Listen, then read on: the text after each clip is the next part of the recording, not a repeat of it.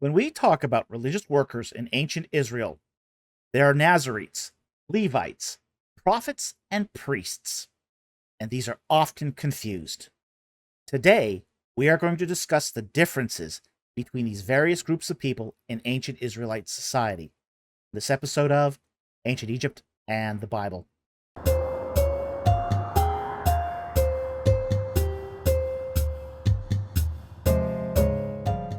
Okay, in this video, we are going to talk about the four key classes of people involved in the religious work of ancient Israel, what makes them special, and what makes them distinct. Let's start with Levites. Levites are the descendants of Levi, son of Jacob. They were a tribe that was dedicated to serving the Lord. The Levites did not have a land inheritance when they entered the land of Canaan. Many lived in Levitical cities. While not all Levites worked as religious workers, many served local communities as local ministers. Deuteronomy 18:6-7. And of these, only men could serve as Levitical ministers. Now, Levites would perform many religious functions, such as reading scripture, collecting tithes, officiating weddings, witnessing bondservant oaths, monitoring that idolatry was not being practiced and people are maintaining the ritual law, moving the tabernacle and its furniture from location to location, or even doing the scut work in the temple, for example, the janitorial labor. Any Levite could serve in this capacity in his local community without formal consecration, although one had to be 25 before one could begin Levitical service. Numbers 8:24-26. This age restriction was later reduced to 20 under the reign of King David.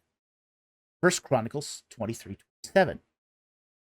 And when it comes to, say, the religious work in ancient Israel, most of the pastoral burden among the ancient Israelites was performed by the Levites. So while they don't get the same press as priests, they were the guys that did the bulk, the majority of the religious work across the land of Israel. Now, the next group we're going to discuss is priests. Priests were Levites, but only those from the line of Aaron. And one had to be consecrated as a priest prior to service. And only men could serve as priests. The job of the priest was to do ritual service in the tabernacle and temple.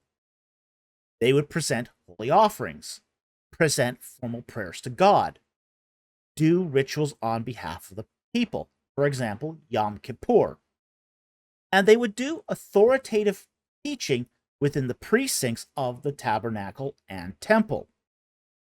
Their service could begin as late as 30 years old and ended when they turned 50, Numbers 4:7. After a priest turned 50, a priest could remain within the temple courts to teach, but was excluded from ritual service. So while the tenure of a priest was limited in time, the influence of a priest could be extended through his teaching ministry within, say, the precincts of the courts of the temple and, say, the outer extremities of the tabernacle where people would come for teaching as such. Next are the prophets. Prophets are not priests. A prophet can be from any tribe. Both men and women could be prophets. For example, Deborah was a prophet. Prophets were not a religious class that was exclusive to Israel. Egypt had prophets, and so too did the Moabites. An example of a Moabite prophet is Balaam. Prophets in Israel were ineligible to be priests unless they met the other criteria that was demanded of a priest, for example, being of the tribe of Levi and the family of Aaron. Now, prophets performed several functions not done by Levites or priests. They spoke on behalf of God, clarified the present, arbitrated over disputes, rebuked the Israelites when they strayed, and, perhaps their least function, predicted the future. Notice that while the Levites monitored whether the Israelites kept the law, it was the prophets that did all the chastising.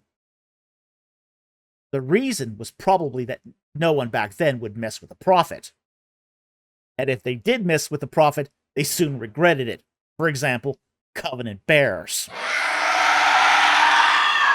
Many prophets often did their religious duties as a side hustle and otherwise held day jobs. For example, Amos's profession was as a shepherd and a sycamore fig farmer.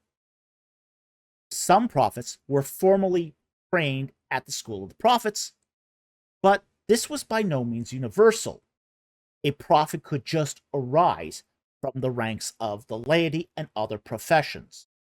But there was a professional class of prophets too, and that professional class of prophets, in that case, some of the members of the school of prophets would become prophets themselves, others would become laborers that would support the prophets. They would do, say, mending clothes and cleaning up the house and cooking food. These support personnel were necessary for maintaining a large group of prophets. Now, we typically think of prophets as being, say, lone wolves that wandered around Israel. In many cases, that wasn't what was happening.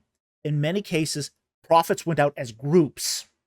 So you would sometimes get these bands of prophets that were wandering the land of Canaan, prophesying and interacting with the people of Israel as they sort of did their role of clarification, edification, teaching, rebuke, etc. So that covers the prophets. Finally, there are the Nazirites. Now, Nazirites are not Nazarenes. A Nazarene is someone from Nazareth. A Nazirite is someone who takes a special vow to be set apart as holy for the Lord. A Nazirite vow could be temporary, or it could be for a lifetime. Now, the details about this vow can be found in Numbers 6, verses 1 to 21. And the length of the vow is usually determined before entering it. The conditions of the vow are as follows. The Nazirite is not allowed to drink wine, strong drink, vinegar, or anything made of grapes. No raisins or fresh grapes.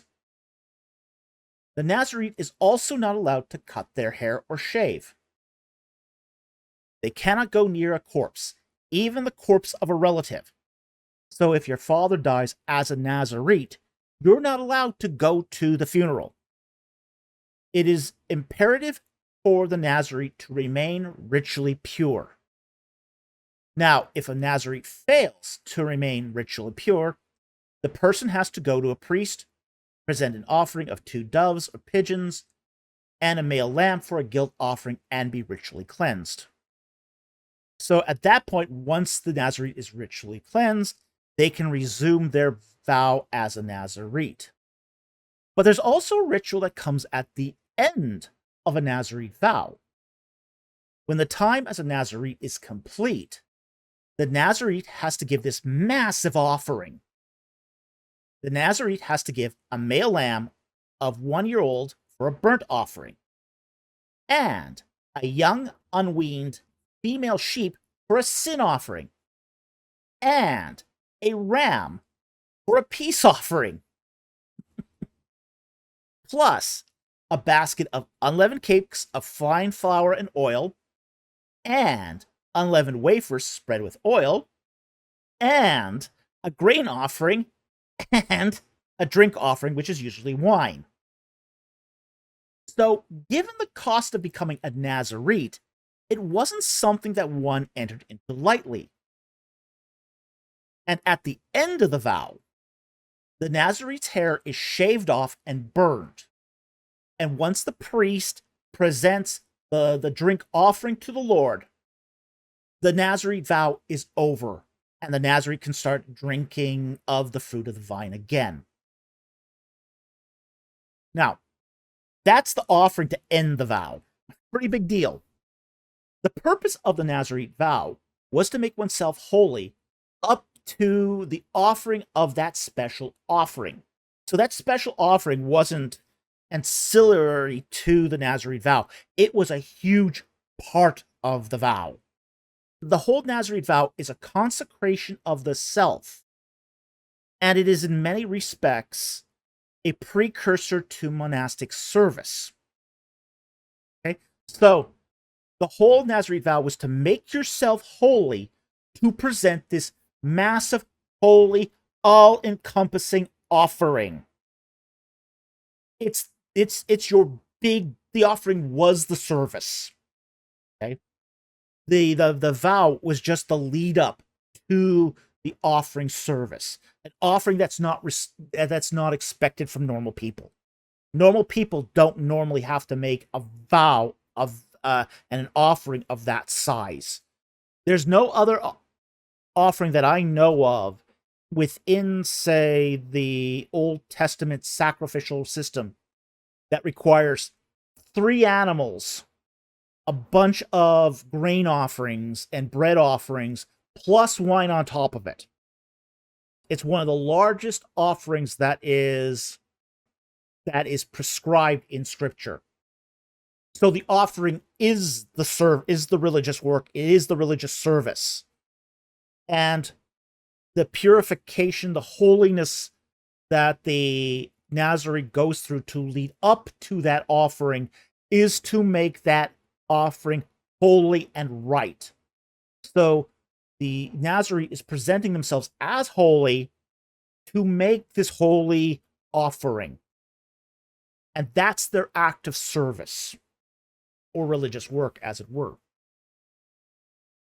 In conclusion, so there you have it, the 4 kinds of religious workers found in ancient Israelite society: Levites, priests, prophets, and Nazirites. We hope you found that interesting, learned something. Thank you very much for watching, and we will see you next time on Ancient Egypt and the Bible.